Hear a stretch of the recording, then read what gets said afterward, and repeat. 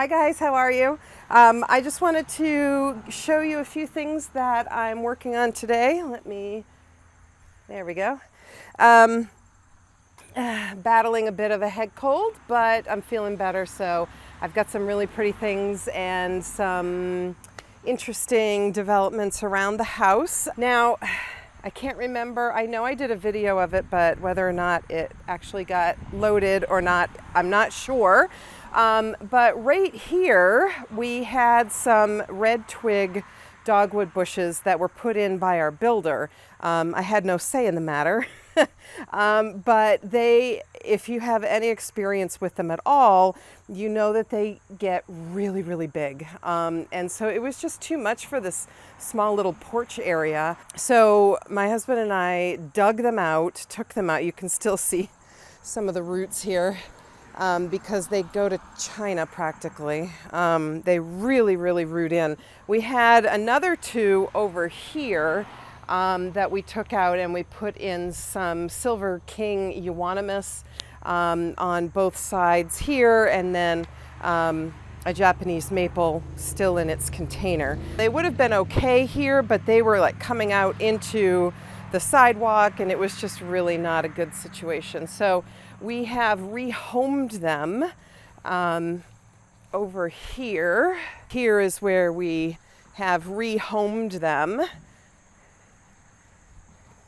So basically what I wanted to do was do a red twig dog bush, a yellow twig dog bush, and you can tell, of course, by the yellow stems, yellow greenish stems, and you know, into winter they turn bright yellow, and then of course bright red. So these were the two that were in front of the house that we just rehomed, and then I've got another yellow twig. This is the other red twig. So it's shocking just a little bit, but it'll bounce back without a doubt. So the rest of this area, I'm not exactly sure what we're gonna do, but you know, that'll come.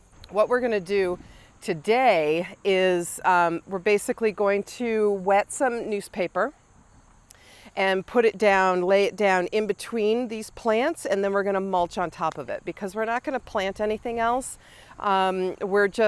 We just want to make it as weed-free as possible, and I like using newspaper or cardboard or something that will break down and not just the paper that you can buy, the weed prevention paper that you can lay down. So anyway, that's kind of our plan today, so I'll bring you along for some of it, but I also wanted to show you right now what I'm going to be planting in the place of where they were in the front of the house. This right here is what we are going to be putting up against right along here. And these are sprinter boxwoods. They are growing zone 5 to 9. And they will grow roughly, what is it? I'm forgetting already. 24 to 48 inches tall and wide. And like I said, zone 5 through 9. And the reason I went with the boxwoods is because this only gets morning sun. And a little bit of afternoon. It's about 1 o'clock right now, and they would be in shade. So basically I picked them because sprinter boxwoods are the absolute best plant and foundation plant if you've got a situation like mine that will grow and flourish in full sun and full shade. I've had them for a few months now, so they're growing a little wonky. I might give them just a little bit of a trim, but not much, because it's going to be traumatic enough getting them out of the can and putting them into the ground. But I'll just give them like a light cut just to kind of give them a little bit of shape. So I have others that I planted a couple of years ago, and they are kind of in my full shade garden. One of them is right here, and it is absolutely thriving. It is doing so well. I have not shorn them back at all. And then I have two more over there in between the Hakanakloa Japanese forest grass is the lighter chartreuse grassy colored plant that's over there. So that's where I have them, and they've done extremely well. And yeah, they're really loving it over there. But they can also do full sun, which is amazing, and why I went with these particular plants, especially right here. So I've got one also right there and one on the other side. These ones I'm just going to put like plunk, plunk, plunk, and then just let them do their thing. And eventually I'll figure out maybe what to put over here. I think I'm probably, that is a very big weed. I have three right here, 3 little rose bushes, and they're the At Last roses from Proven Winners, and they are absolutely gorgeous. Of course, now all the blooms are spent, but it's a gorgeous peach color rose, and they're stunning.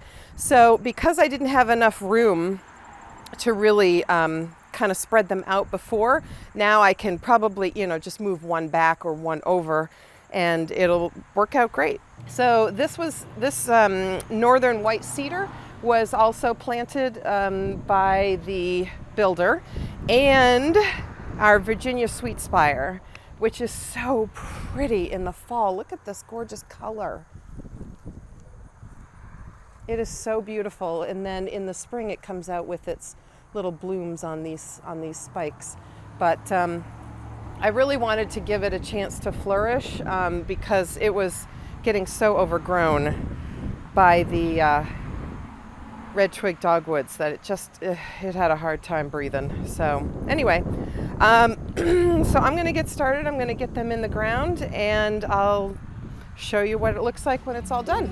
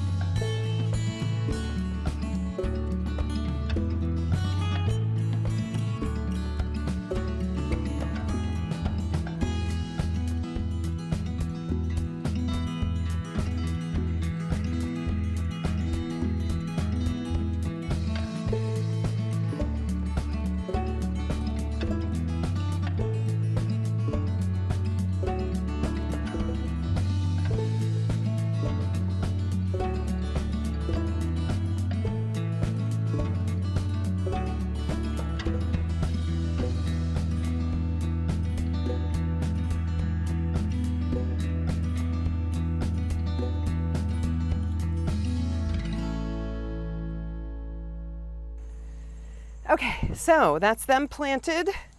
They are all in there. I just watered them in. So I think they're gonna look really great once they put on some size and all that. The 2 things that I put in the holes, my additives, are the organic garden gypsum. That conditions the soil, and I desperately need it in this area because we have very hard-packed clay soil, rocky soil that really hangs on to the water. And so I've had many plants die because of all that. So I just wanted to make sure that I'm putting that in there to help our soil over time and hopefully help with the roots of these plants as well. The other one that I never go anywhere without is my Biotone starter fertilizer. I put that in for any perennials that I plant. It helps with root development, the strength of the roots, the growth of the roots. It's just an overall extremely important additive, in my opinion, for your perennials. And you can find both of those at your local garden centers, which is where I pick mine up at. And they're organic, so you can use them in your vegetable garden if you want. But I mostly use it just for my my perennials. So Sorry it's so loud. It's a busy road in front of our house. So now that those are done, and I'm so glad to get those into the ground, but now that they're done, we're gonna go and to the other side of the house and get some newspaper down, some wet newspaper, so that it sticks and it stays. And then we're gonna cover it over with some mulch. So I'm really happy to get that done, button up this project. And then maybe, just maybe, while our son is sleeping, maybe get a couple rose bushes planted. That'd be great. So I'll bring you along for everything we have time for today, and on to the next project.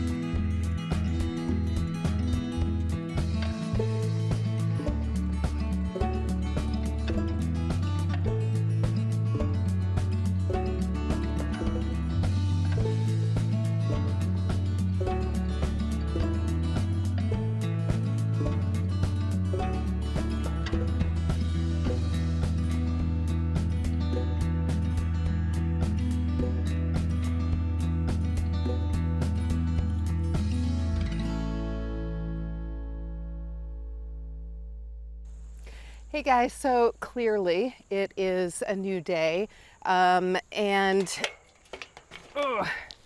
I just wanted to show you, if I can get out of my gate, how far we got with our project, with putting the very wet paper down and also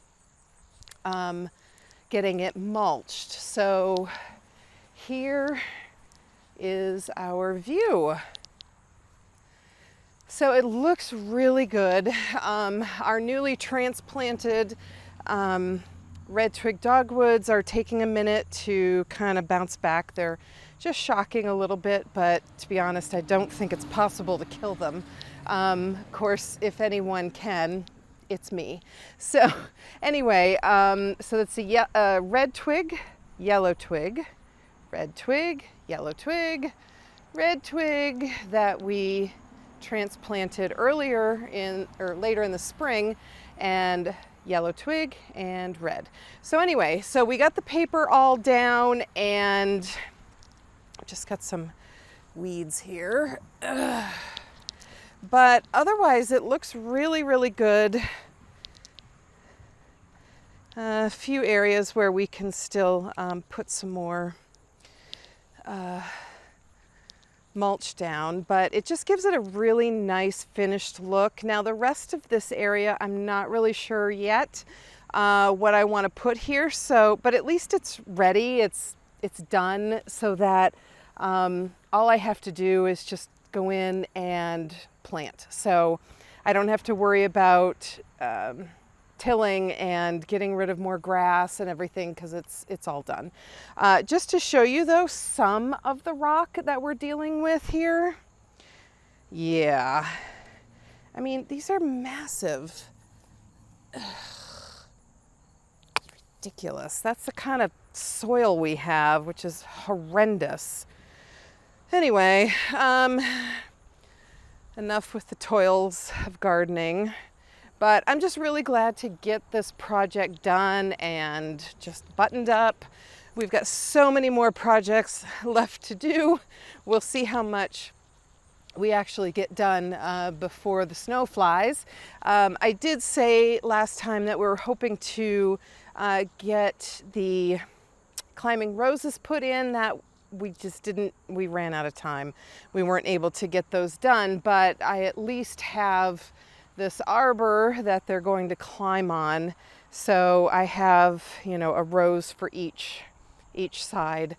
that I will get in this fall because it's a really great time to get your roses in the ground, and it's 2 less things that I have to overwinter, which is great because overwintering is dangerous, especially if you don't have some sort of a greenhouse or a place to overwinter them in. Because there's a chance of the root balls freezing and dying, and so it's just, if you can get them in the ground, get them in the ground. It's the best place for them, and at least that way their roots are better insulated against the cold and the freezing temperatures. So, all right, that's it. So I hope you're having a really great day, and I will see you in the next video. Bye.